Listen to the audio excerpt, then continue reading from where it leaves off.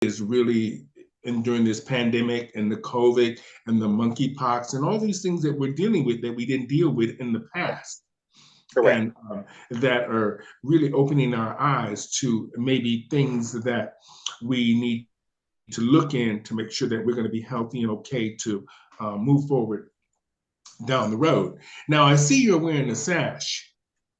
Yes, it is California National Showgirl. It's the competition that I've chosen to compete for 2023. It's September the Mm-hmm. 17th. Registration is the 16th in Kissimmee, Florida.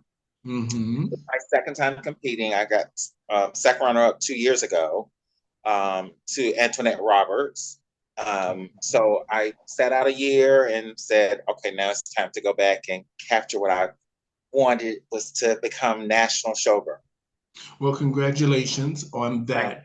you. You know you've done amazing things. I've watched you for many years, Well, and thank you. I admire how professional you are and how you just kept going.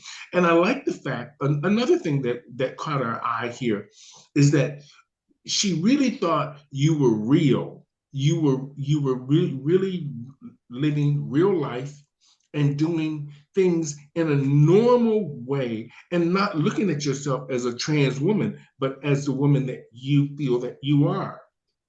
And we saw Yes. that with a lot of the videos that we watched on you. And that is what the world needs to see, that our community lives normally. Most of the time, only thing they see on television is the parade and us carrying on and all that kind of stuff. And that's what they think we're all about. And behind, in real life, we lead the same kind of lives that they do. And Oh, yeah, most definitely. and you are a great example of that. And I'm Well, sitting thank here you. looking at you now, and I would never know that you were born male. Well, And thank you. Thank you. and this is an amazing thing, and this is what the world needs to see, that we work, we have hopes and dreams just like everyone else. Now, we're going to tackle a couple of issues that I think might concern you as Oh, being, definitely. in the drag business, or the trans bills and laws that are moving across the states now. Now, let's talk a little bit about Black trans lives. Now, me and Desiree DeMornay had this conversation a year and a half ago about the trans murders and trans women being targeted um, by young Black men in the US. Usually, the murders were committed by young Black men that were on either on the DL or in the closet, we might say. Now, I want to talk to you about where your stance on Black trans lives matter. Where's your stance on that? Well, I have to, and it gets to be hard to talk about this, but I have to talk about the transparency of it. Um, Growing up in Alabama, I've seen a lot. I've experienced a lot, and one of the things that did drive me to leave Birmingham um, was murders of my trans sisters. I've had three trans sisters who were murdered, and Mm-hmm. all were Black trans women. Not as far along as others, but lived their life as trans and identified as trans. And to this day, they have an idea of one person that was at fault Mm-hmm. for taking the life of one of them, but two of them, their case is still open to this day, and it's been over at least 2 decades.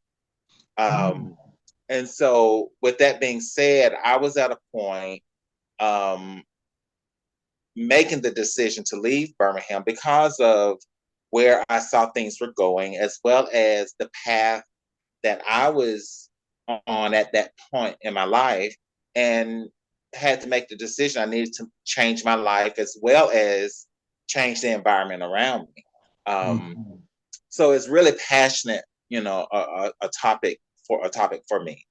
Um, as far as the girls that have uh, been victims to this situation, um, my heart goes out to their families. My heart goes out to the community as a whole, because, you can't take for granted, one, that someone knows that you're trans. Um, Simply because the most important thing, not everybody lives in a metropolitan area or exposed to, a diverse lifestyle. Some people are actually very sheltered, and sad to say, I'm not making excuses, but some people just don't know how to react when they do find out certain things, and they go over the top. And that needs to be addressed, because in this day and age, you have to understand, ask the questions, but your actions don't have to take it to a level of taking a life. It Mm-hmm. doesn't. I don't. I'm not for the death penalty. I'm not for vigilanteism or any of those type of things that where you have to result in taking someone's life. I think it's precious, and a lot of people don't even know I'm actually pro-choice, but at the same time I'm pro-life. You know, Mm-hmm. so it's a lot of things that transpire with when you talk about Black trans lives matter.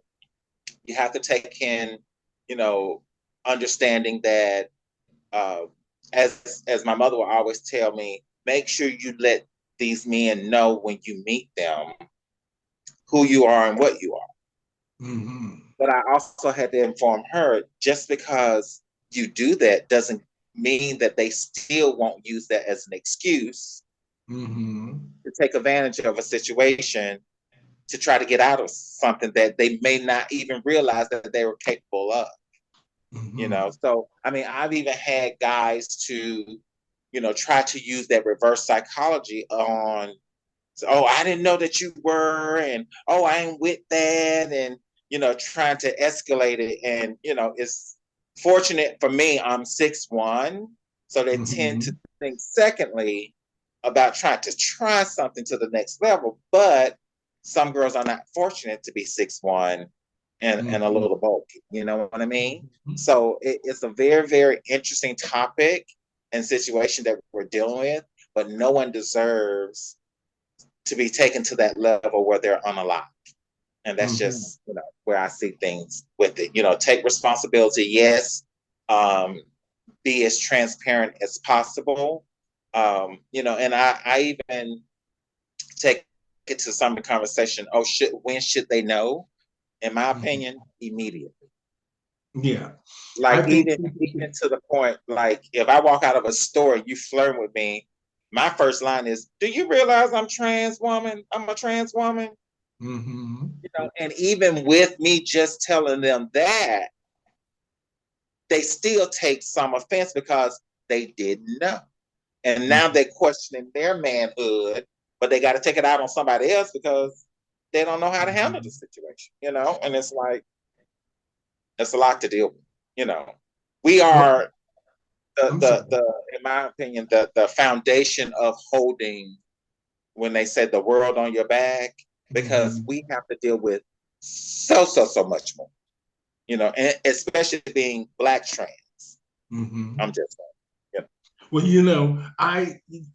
I commend you for standing up and being open and honest. I always think is the key to all of this. A lot of the girls have, they structure their lives about being realistic and passing. And this is probably something that's put their lives in jeopardy many times. And like you said, if they were open and honest right from the get-go, men might be less likely to try something, but even at the same time, they sometimes their ego or them around their boys, they think their masculinity has been challenged. correct. Now, There used to be a bar in Las Vegas when I first started going there, and mm-hmm, out of all the traveling I've done and worked in different cities and different nightclubs and things of that nature, it was the first bar that I knew of that was exclusively for trans women. and their interests, their admirers, as they put it. And when I moved there, I found myself, I wasn't going anywhere else. Mm-hmm. Like, to be able to, go to a bar, I can sit, I can, be asked to dance, I can have conversation, and never, not one time do I have to say, do you realize or do you understand? Or let me just make sure, because every man that comes in that door knew where they were coming to. And Mm-hmm. we didn't have those problems. It was a very lovely and great environment to be able to just not even have that conversation because they knew, you know. So Mm-hmm. Well, that's wonderful. I mean, I was in Thailand and I actually, what you're saying now about the bars exclusive trans, I was in a couple of the bars there and the men didn't, and there was a lot of men there that came through the door and they knew exactly where they were. You didn't have to, correct. question these things. And that's a very good idea. Probably big business down the road, if you Correct. know what I Correct. No, mean. well, I'm believe it or not, I'm working on it now. Oh, But okay. there's a void, so I'm trying. Wonderful. Now, let's talk a little bit. Now, when I want to know what you think brought all of this conversation in the government with all of these politicians now attacking drag and trans women. Now, this is my thought. This is the way I'm thinking. None of this, we've always been in the news about murders, trans murders, about the gay community, drugs, all these kind of things.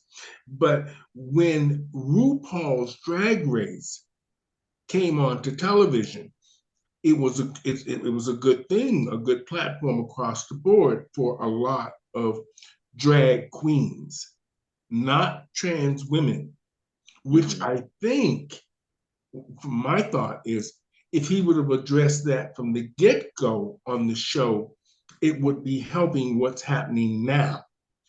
But I said soon to my director, soon as TikTok took off, and you start seeing all these, this is not a black and white issue, young, mostly white men click clacking with fingernails, putting makeup on, and it became more and more and more. Men in general don't want to see their young 18 to 20, sometimes 16, 12-year olds click clacking with fingernail polish on and nails, regardless of how they feel inside. Most men, adult men, don't want to see their young male children with all of this makeup on, all of this freedom on a platform that is so big, undermining, I would say, masculinity. Mhm. Because two things, the reason I'm bringing this up is because I think that this the drag race helped spark what the conversation we're having now. But the trans community is what they target because that is the sexualized part of it.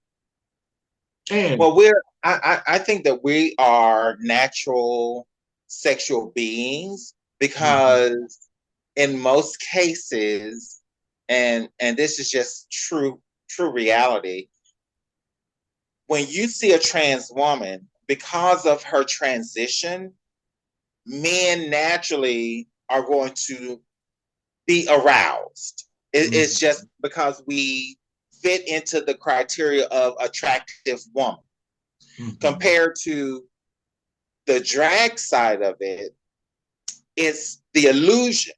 And you still have men who are captivated by the illusion of that mhm, drag, what it presents, and how they look and dress and all that kind of stuff.